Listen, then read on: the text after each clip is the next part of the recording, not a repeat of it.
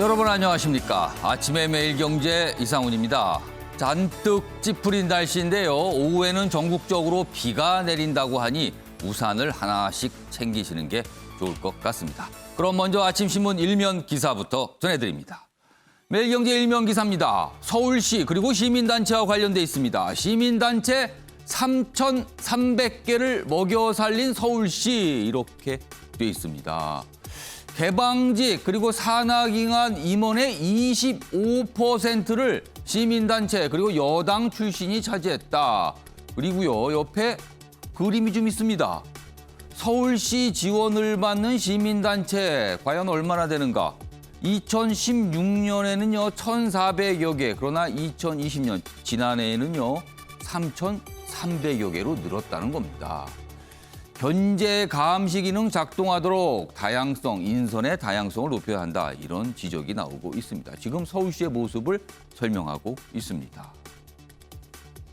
다음은 조선일보 보겠습니다. 아스트라제네카 백신 20대는 안 맞힌다. 그렇습니다. 일시적으로 좀 중단이 됐는데요. 다시 재개 결정을 했습니다. 다만 30살 미만은 제외가 됐습니다. 오늘부터 60세 미만 접종 재개, 혈점위험보다 이득이 크다고 판단. 그러나 20대의 경우는 대상에서 제외했습니다. 지금 2분기에 접종 대상인 20대가 64만 명 정도로 추산이 되고 있습니다. 2분기 접종 계획 차질이 불가피해졌다. 이런 내용을 담고 있습니다. 이번엔 경향신문 보겠습니다. LG, SK 배터리 내전 끝냈다. 내전이긴 한데 이게 미국에서 전개된 상황입니다. 영업비밀 그리고 특허 침해 분쟁 700여일 만에 뭔가 합의가 된 겁니다. 로열티 등 2조 원의 극적 합의로 했다. 10년간 추가 쟁송 안기로 해 SK이노베이션 미국 사업도 차질은 없을 듯하다. 지금 뭐 이렇게 나와 있는데요. 상당히 복잡한 배경들이 좀 깔려 있습니다. 이 내용 아침에 매일경제에서 본격적으로 짚어볼 예정입니다. 마지막으로 서울신문 보겠습니다. 조국 못 넘는 친문, 민심 못 얻는 민주. 이렇게 제목이 두 줄로 되어 있습니다. 2030 세대 초선 의원들, 민주당의 초선 의원들입니다. 지난주에요. 조국 지키려다 국민의 분노를 샀다. 이런 반성문을 내놨습니다. 그 이후에 당내 금기어 처음 꺼낸 선거 참패 자성이란 평가가 있었는데요. 반면에 강성 지지층에서는요. 초선 오적이다. 가만두지 않겠다. 뭐 이런 내용들이 알려지고 있습니다. 민심 잃어도 이견 못 참는 여당 지금 분수령에 놓인 거 아니냐. 뭔가 갈림길에 있다. 기사는 이렇게 평가하고 있습니다. 자, 지금까지 일면 기사 짚어봤고요. 오늘도 뉴스의 행간을 깊숙이 읽어주시기 위해 네 분께서 자리하셨습니다. 한 분씩 소개해드리겠습니다. 화면 가장 맨 왼쪽에 윤경호 MB의 논설위원 자리하셨습니다. 그리고 최경철 매일신문 편집위원 두 번째 자리에 앉아 계시고요. 세 번째 자리에는 김종욱 동국대 외래교수 나오셨습니다. 그리고 마지막으로 윤기찬 변호사 나와 계십니다. 안녕하세요. 네.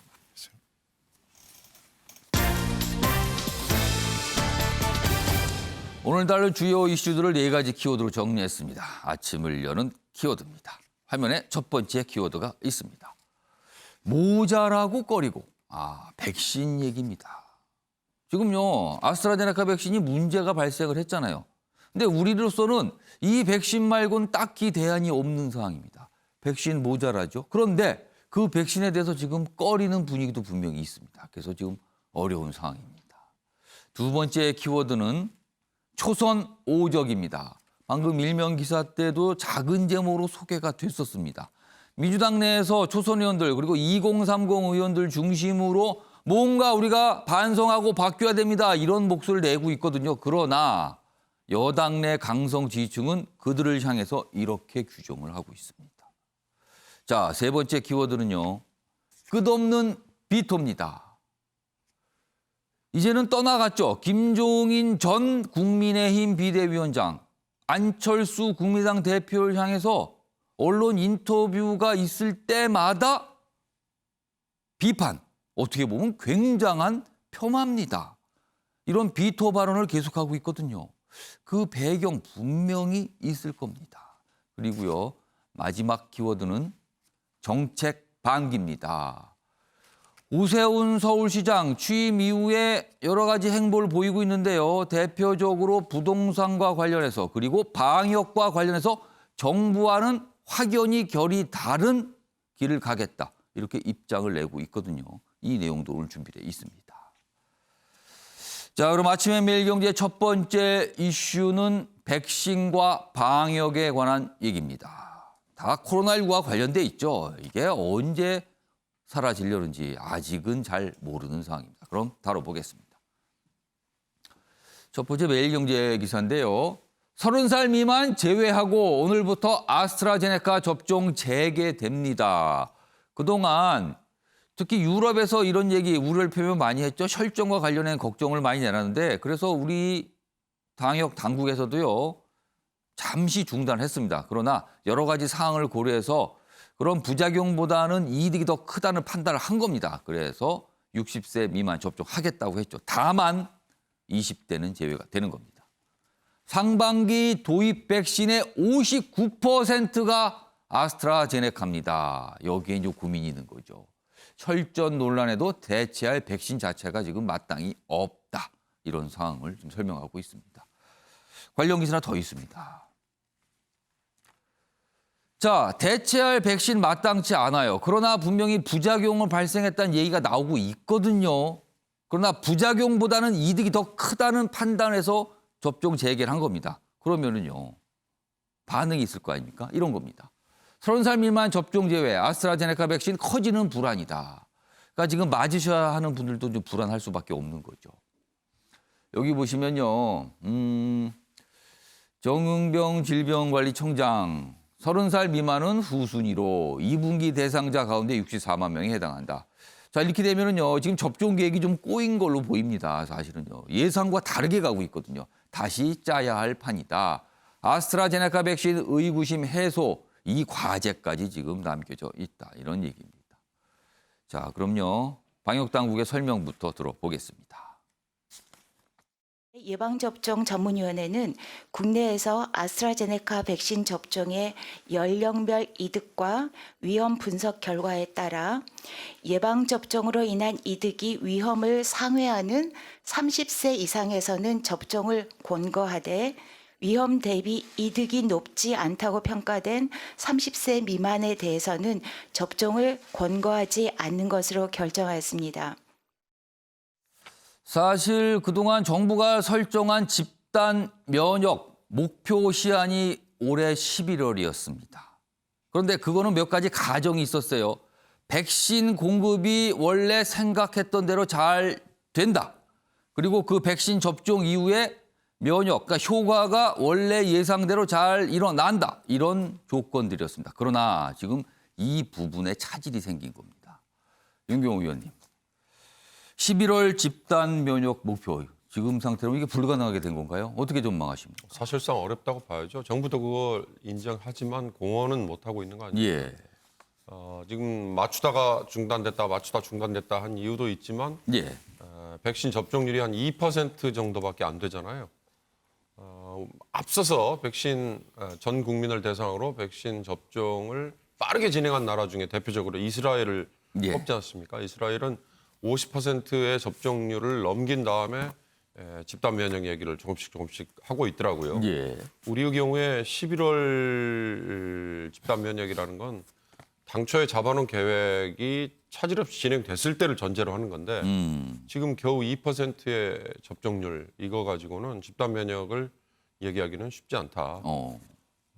지금 두 가지가 공존하고 있지 않습니까? 지금 갑자기 이 확진자 수가 하루에 600명, 700명대로 가면서 예.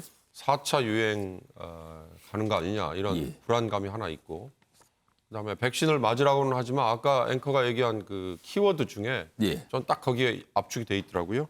모자라고 꺼리고 예. 실제로 도입 물량이 한 900만 명분 예. 정도가 상반기 예. 몫이잖아요. 그중에 60%가 아스트라제네카인데 그게 지금 혈전 뭐 이런 문제가 생긴 거죠. 생긴다는 것 때문에 예. 불안감을 주고 있으니까 맞으라고 해도 좀 꺼리는 분들이 있더라고요. 그러니까 충분하지도 않고 그다음에 충분하지 않은 그 백신도 접종할 때 많은 분들이 약간 좀 꺼리게 되고 그렇습니다. 뭐 이런 분위기예요 지금요. 그렇습니다. 지금으로서는 결국 정부가 백신 정책에 관해서는 예. 지금 패착이다. 늦었고 그다음에 명확한 원칙을 또 세우지도 못했다. 예. 그러니까 가장 안전하다고 평가를 받는 화이자 백신에 진작 뭐 투자를 했든 아니면 협약을 맺었든 적극적으로 도입을 했다면 이런 비판과 비난을 받지 않았겠지만 예. 다양하게 도입을 하다 보니 그 다양한 도입처 중에 아스트라제네카, 얀센 뭐 이런 물량들이 지금 문제가 있다고 평가가 예. 나오잖아요. 예. 이렇게 된다면 전 국민을 대상으로 하는 백신 도입 계획 자체가 뒤로 미뤄질 거고 그러면 올해 내 특히 11월이라고 못을 박았던 집단 면역 형성 기대 이거는 조심스럽지만 좀 접어야 하는 거 아닌가. 예. 그렇다면 어떡할 거냐. 결국 각자가 기본으로 돌아가서 방역 수칙을 최대한 지키면서 좀 느긋해져야 된다라고 해야 될까요? 뭐 조심하는 거죠. 조심하면서 좀 느긋해져야. 왜냐하면 다른 대안이 없지 않습니까? 다른 대안이 없으니까. 다른 예. 대안이 없는 상황에서 무조건 비판과 비난만 할 수는 없는 거니까 답답하긴 합니다. 그러니까 결국은 뭐 대안이 마땅치 않은 상황에서 잘못했다 얘기해봐 소용도 없으니 각자 각오를 하는 수밖에 없다. 뭐 이런 말씀으로 좀 들려요 지금요. 각오, 방역 수칙 예. 최대한 잘 지키자 이거죠. 아무튼 좀 어려운 상황입니다. 백신과 관련해서요. 백신 관련 기사 하나 더 있습니다. 보시죠. 국내 600만 명분 얀센 백신 미국 4개 주에서 접종 중단. 그러니까 이 백신도 약간의 지금 뭔가 좀 들여다볼 지점이 생긴 거예요. 현기증, 빠른 호흡 등 부작용 속출. 지금 보면요. 혈전 4건 보고 연관성 검토 중이다. 지금 전 미국 당국에서 뭐 이런 설명을 내놓고 있습니다.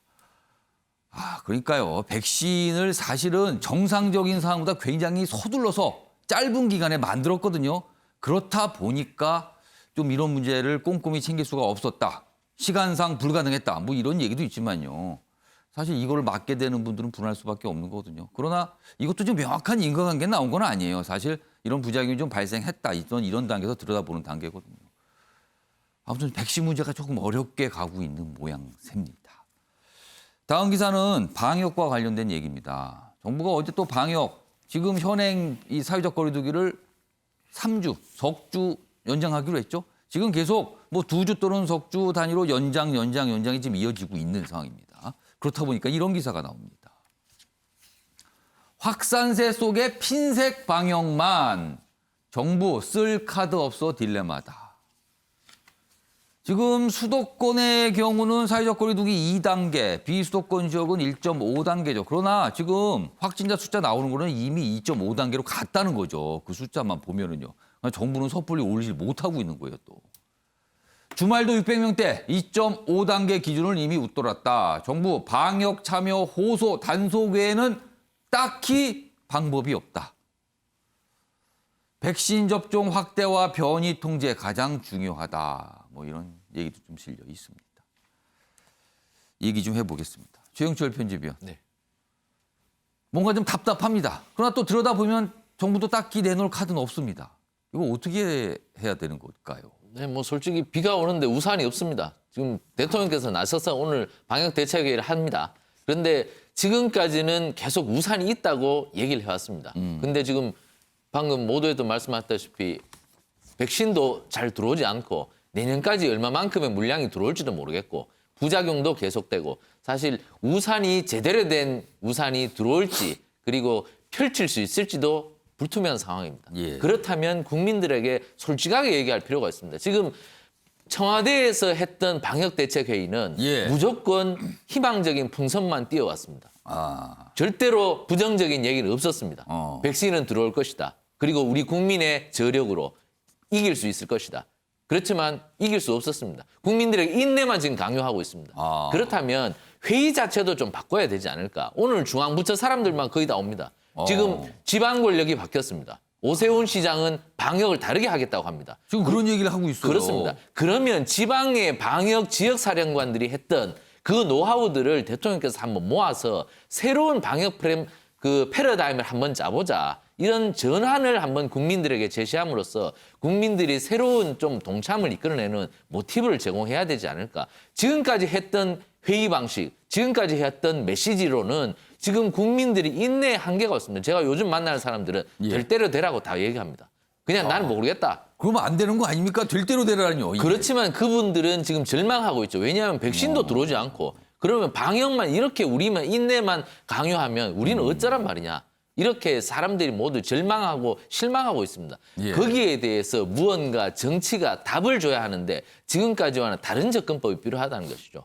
그렇다면 방역을 잘한 지자체의 사례나 그리고 방역을 잘한 기관의 사례라든가 이런 것을 공유하면서 좀 더 나름 다른 메시지를 줘야지 지금까지 중앙정부가 하는 회의나 예. 그리고 국민들에게 하는 호소는 더 이상 막히지 않는다. 저는 좀 더 다른 접근법이 필요하다고 생각합니다. 오늘 청와대에서 하는 방역대책회의가 전환점이 되었으면 하는 바람입니다.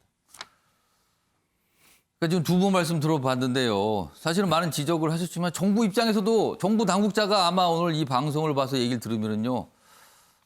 알겠지만 지금으로선 뭐 이런 것 같아요. 지금 분위기는요. 그리고 이제 최영재 편집위원 백신 얘기했는데 뭐 백신이 안 들어온 건 아니지만 충분히 빨리 들어오지는 않고 있는 거죠. 지금요. 그래서 접종률이 좀 낮습니다. 사실 생각보다는요.